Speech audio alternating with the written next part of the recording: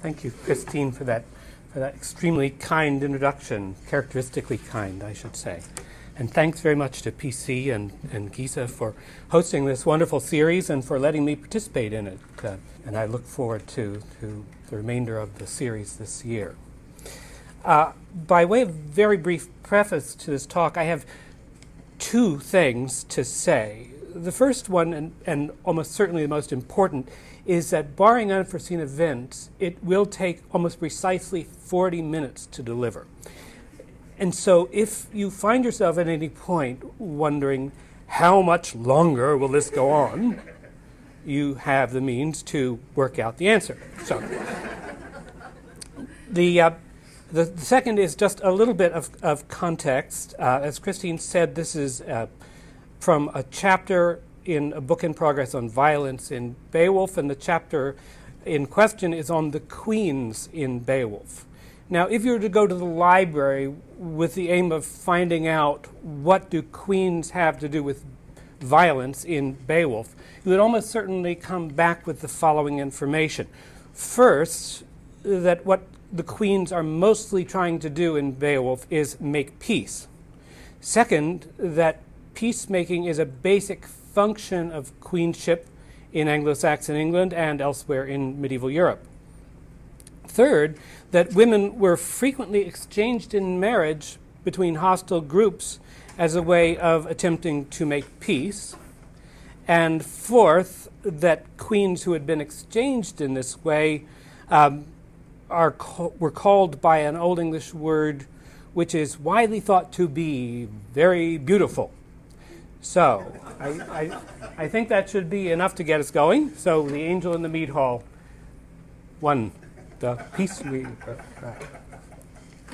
Familiar figure in Old English literary scholarship, the peace weaver made her first appearance in the translation of Beowulf by John Mitchell Kemble. I warn you, there are lots of pictures for this talk.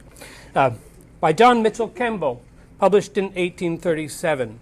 This Kemble is one of the more obscure members of the great theatrical family, remembered vaguely, if at all, by readers of Fanny Kemble's memoirs as her brilliant but worrisome brother John.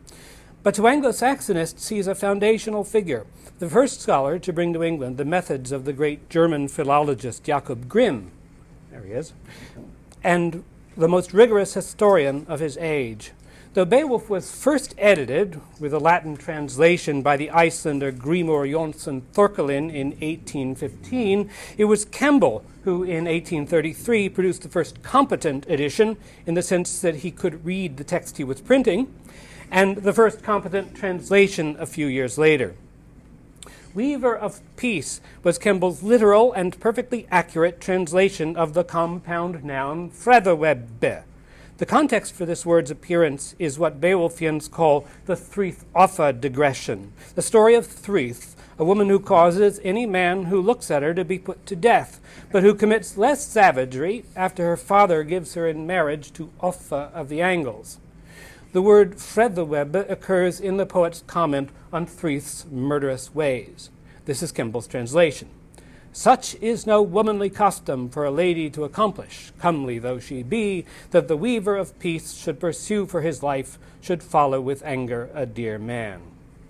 Kemble's translation of freðawebbe was reproduced with variations by early translators of Beowulf and Weedseath, another Old English poem where the word occurs, used of a briefly mentioned queen. It occurs in a third poem, too, Cynewulf's Elena, an account of the finding of the true cross, and there the word has a masculine ending and refers to an angel who advises the Emperor Constantine how to enlist divine aid in the slaughter of his enemies. Other poetic compounds with the same first element, fredu, meaning peace, refer once to a queen and several times to angels. But Grimm, writing in 1840, thought Elena used freðawebbe inappropriately.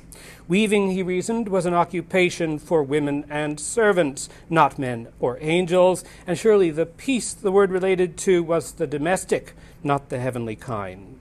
Thus Grimm rejected a substantial clue to the meaning of Freðawebbe, its connection with angels, and meanwhile saw in the word a beautiful expression of what was then the dominant view of Anglo-Saxon women. This was best stated by Sharon Turner, the preeminent historian of early England at the time, according to whom women occupied the same important and independent rank in society which they now enjoy, and exerted a sweet influence. The last phrase a dead giveaway that Turner's summary description of Anglo-Saxon womanhood is pure fantasy, a projection of 19th century values into the distant English past. In the same year that Grimm wrote about Elena, Ludwig Ettmüller published the first German translation of Beowulf. In a note on Friedeweberin, his translation of Freðawebbe, he suggested that the word might relate to a custom of arranging marriages for the purpose of making peace between opposing groups. In later scholarship, for example, the editions by Heine, 1863, and Grein, 1867, Ettmüller's tentative question mark fell away. The association of the peace weaver with what I'll call the peace marriage, borrowing a phrase from Stacey Klein's excellent study of queens in Anglo-Saxon literature, has been a staple of Beowulf criticism ever since. On the subject of Anglo-Saxon women, Kemble agreed with Turner, Grimm, and Ettmüller. In The Saxons in England, his two-volume history published in 1849, he explained his thinking in detail. The German house was a holy thing, the bond of marriage a sacred and symbolic engagement. Holy above man was woman herself. Even in the depths of their forests, the stern warriors had assigned to her a station which nothing but that deep feeling could have rendered possible. This was the sacred sex, believed to be in nearer communion with divinity than men. Sounds good. But, of course, the divinity of woman assigned to her by men did not give her much power or independence in either the domestic or the public sphere, as Kemble explains in a passage that has to be quoted at length. That woman, nevertheless, in the family, held a subordinate situation to men, lies in the nature of the family itself, and in the disposition and qualities which have been implanted in woman to enable her to fulfill her appointed duties in the scheme of Providence. Qualities not different in degree, but kind from those of her helpmate, that they may be the complement of his, and united with his, make up the full and perfect circle of humanity. As an individual, woman was considered a being of a higher nature. As a member of the state, she was necessarily represented by him upon whom nature had imposed the joyful burden of her support and the happy duty of her protection, a principle too little considered by those who, with a scarcely pardonable sciolism, have clamored for what they call the rights of woman. Woman, among the Teutons, was near akin to divinity, but not one among them ever raved that the femme libre could be a woman. Hence, the profound importance attached to chastity and the undoubted influence of alliances by marriage. There's a footnote here. A beautiful evidence of this lies in the epic name for woman. In Anglo-Saxon poetry, she is called Freðawebbe, the weaver of peace. Where for Grimm, the nature of the family was evidence for the meaning of Freðawebbe, for Kemble, the same beautiful word is evidence for the nature of the family and for the peace marriage. Such logical circularity is likely where there is, in fact, no evidence at all to go on. And there really is no evidence connecting Freðawebbe with marriage or with Anglo-Saxon family life. And the little evidence we have suggests that the concept behind the term is not gender-specific.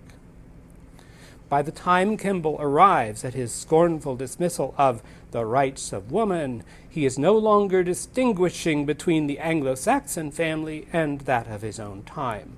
His conflation of what he calls the institutions of Anglo-Saxon life and those of 19th century England is no accident, as he explains in his preface. those institutions they've inherited from a period so distant as to excite our admiration, and have preserved amidst all vicissitudes with an enlightened will that must command our gratitude. And with the blessing of the Almighty they will long continue to preserve them, for our customs are founded upon right and justice, and are maintained in a subjection to his will, who hath the hearts of nations as well as of kings in his rule and governance. Kimball's view of the family shows that this statement is much more than pious boilerplate. As he sees it, the ancient Teutons got the family right. The obligations and privileges of men and women correctly aligned with what God intended. And the Teutonic family is among the institutions that have been passed down, largely intact, to Kimball's own self-satisfied age.